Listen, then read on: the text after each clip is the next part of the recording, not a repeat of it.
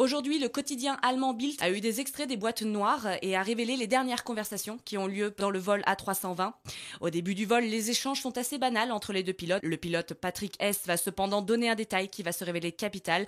En effet, il dit à Andreas Lubitz, le copilote, qu'il n'a pas eu le temps d'aller aux toilettes avant le départ du vol à Barcelone.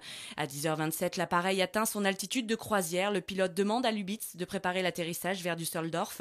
Ce dernier prononce quelques mots « J'espère, on verra ». Ensuite, le copilote dit au commandant qu'il peut maintenant aller aux toilettes. 2 minutes s'écoulent, le pilote confirme que son copilote peut prendre les commandes. On entend un siège qui recule, une porte qui se ferme. Le commandant est sorti du cockpit pour aller aux toilettes. Andreas Lubitz se retrouve donc seul aux commandes. À 10h29, l'appareil commence à descendre, note le quotidien allemand Bild.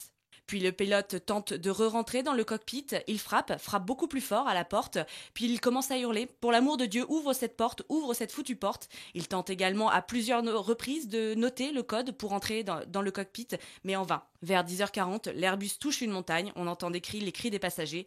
Ce sont les derniers bruits que sur l'enregistrement. Andreas Lubitz est soupçonné d'avoir volontairement fait chuter mardi l'Airbus A320.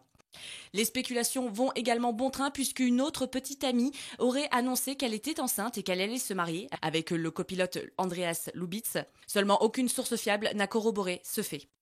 78 ADN ont été également retrouvés sur les lieux. Ce sont 50 hommes sur le site, dont une dizaine pour la nuit pour éviter la prédation sauvage. 50 hommes donc en tout sur le site du crash et 350 en vallée, dont les techniciens d'identification criminelle. Si l'évacuation des débris prendra des semaines, voire des mois, le rapatriement des corps devrait être terminé d'ici une semaine. Sachez que la deuxième boîte noire n'a toujours pas été retrouvée.